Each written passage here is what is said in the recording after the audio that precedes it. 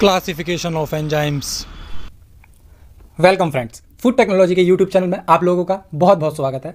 आज हम लोग क्लासिफिकेशन ऑफ एंजाइम्स के बारे में पढ़ने वाले हैं। इससे पहले वाली वीडियोस में हम लोग कुछ इंपॉर्टेंट टॉपिक्स पढ़ चुके हैं, विटामिन वगैरह के बारे में भी, एंजाइम्स के बारे में भी पढ़ चुके हैं, हिस्ट्री ऑफ एंजाइम्स के बारे में भी पढ़ चुके हैं।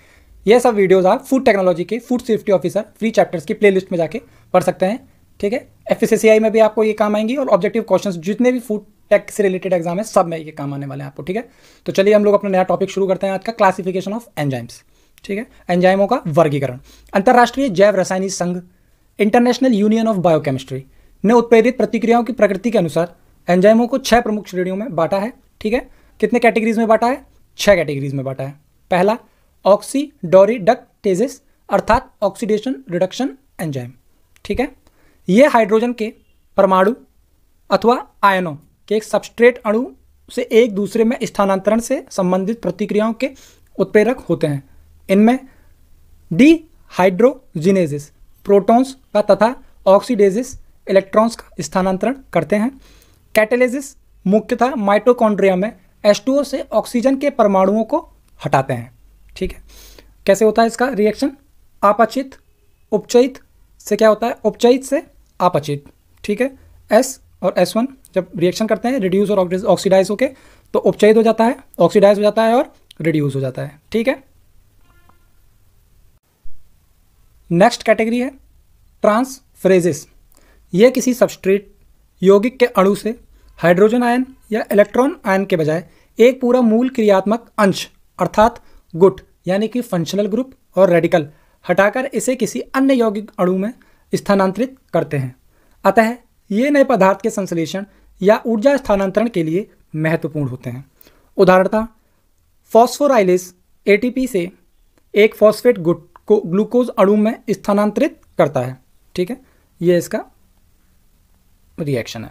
ठीक है, S ग्रुप और S1 ग्रुप मिलके S+S1 ग्रुप में रिएक्ट करते हैं। ठीक है, अगर अब तक आप लोगों ने हमारे फूड टेक्नोलॉजी चैनल को सब्सक्राइब नहीं किया हो तो प्लीज़ आप इसको सब्सक्राइब कर लीजिए और अपनी अटेंडेंस प्रेजेंस लगाइए। Next category is hydrolysis. यह जल द्वारा जटिल अणुओं के carbon carbon, CC, CO carbon oxygen, CN carbon nitrogen, CH carbon hydrogen आदि बंधों को तोड़कर, ठीक है, आदि बॉन्ड्स को तोड़कर सरल अणुओं में इनके जल अपघटन यानी कि हाइड्रोलिसिस को प्रेरित करता है। ठीक है, इसका रिएक्शन है SS + H2O से SH + SOH। ठीक है, पाचक एंजाइम यानी कि डाइजेस्टिव एंजाइम इसी श्रेणी के होते हैं। इनमें प्रोटीन पाचक प्रोटीनेजेस, कार्बोहाइड्रेट पाचक तथा वसा पाचक ईस्टरेजेस या लाइपेजेस प्रमुख होते हैं। ठीक है, ये सब मेन होते हैं। ऐसे ही एंजाइम अंतःकोशीय यानी कि इंट्रासेलुलर पाचन के लिए लाइसोसोम में होते हैं। ठीक है,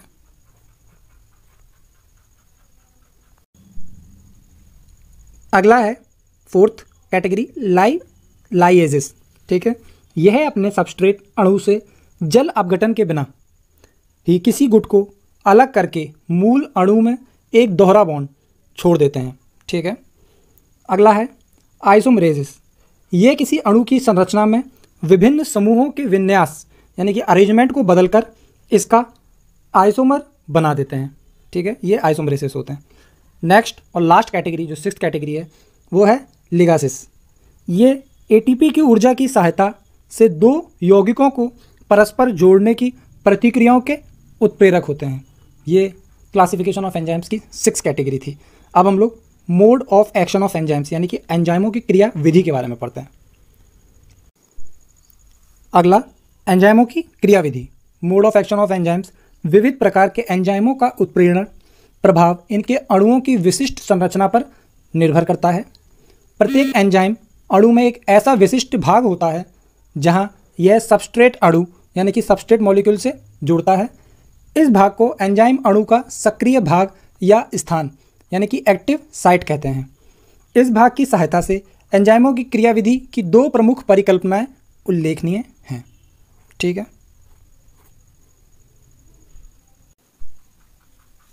पहला जो परिकल्पना है इसकी वो है ताला कुंजी या सांचा परिकल्पना, लॉक एंड की और टेम्पलेट्स हाइपोथेसिस।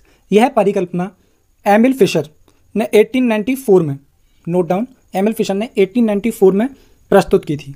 ठीक है, इसके अनुसार प्रत्येक एंजाइम के अणु की एक विशेष प्रकार की त्रिविम यानी कि 3 डायमेंशनल संरचना होती है। ठीक है, इससे कोई एक ऐसा ही सबस्ट्रेट पदार्थ कुंजी जुड़ सकता है जिसका अणु एंजाइम अणु के सक्रिय भाग में ज्यामितीय रूप से फिट हो सकता है।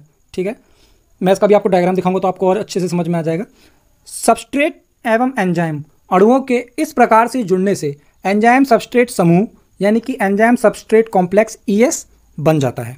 ठीक है, इसमें क्या होता है, जो एंजाइम होता है वो एक ताले की तरह होता है और जो सबस्ट्रेट होता है वो एक चाबी की तरह होता है, और जब ये रिएक्ट करते हैं तो ये दोनों मिल जाते हैं जो कि ताला कंजू एक समूह बनता है यानी कि ES कॉम्प्लेक्स समूह एक बन जाता है।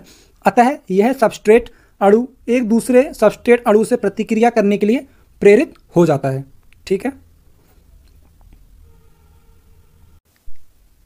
ये देखिए ताला कुंजी समूह का ये डायग्राम है जिसमें एंजाइम जो है एक ताले के रूप में होता है, सबस्ट्रेट एक चाबी के रूप में होता है, और जब ये रिएक्ट करते हैं तो एक ये ताला कुंजी समूह यानी कि ES complex enzyme substrates complex बनाते हैं। ठीक है, यहाँ पे आप इसको अच्छे से देख सकते हैं, ये बी इंड्यूस्ड फिट मॉडल है इसमें। ठीक है, और हमारी वीडियो को आप जरूर लाइक करिएगा। नेक्स्ट हम लोग परिकल्पना के बारे में पढ़ते हैं। नेक्स्ट जो परिकल्पना है अभिप्रेरित अनुरूपता परिकल्पना यानी कि इंड्यूस्ड फिट मॉडल। इसको कोशलैंड ने 1971 में बताया था। ठीक है, नोट डाउन कर लीजिएगा। जो इससे पहला वाला था उसको एमिल फिशर ने 1994 में बताया था, और ये वाली परिकल्पना को कोशलैंड ने 1971 में बताया था। बिल्कुल आप अपनी कॉपी में इसको नोट डाउन कर लीजिएगा क्योंकि ऑब्जेक्टिव टाइप क्वेश्चन में ये अच्छे से आ सकता है कि ईयर का नाम दे देंगे कि कौन से ईयर में था और आप इसका नाम बताइए। ठीक है, एंजाइम अणु के सक्रिय भाग की संरचना परिवर्तनशील होती है। ठीक है, प्रतिक्रिया के समय जब सबस्ट्रेट अणु इससे जुड़ता है तो एंजाइम अणु की संरचना में कुछ परिवर्तन हो जाते हैं। अतः एंजाइम और सबस्ट्रेट अणुओं का बंध पूर्णतः फिट हो जाता है और तभी सबस्ट्रेट अणु का उत्प्रेरण होता है। ठीक है, आज के लिए ये वीडियो हम लोग यहीं ख़त्म करते हैं। नेक्स्ट वीडियो में हम लोग मेटाबॉलिज्म के बारे में पढ़ेंगे, कहाँ होता है, उसके क्या पहलू होते हैं, ये सब चीज़ें हम लोग अगली वीडियो में अगले टॉपिक में पढ़ेंगे। जब तक आप लोग हमारे चैनल को सब्सक्राइब कर लीजिएगा, वीडियो को लाइक करिएगा, अपने दोस्तों के साथ शेयर करिएगा, कमेंट करिएगा और अपनी तैयारी जारी रखिए। मिलते हैं आपसे अगली वीडियो में। Take care, bye bye.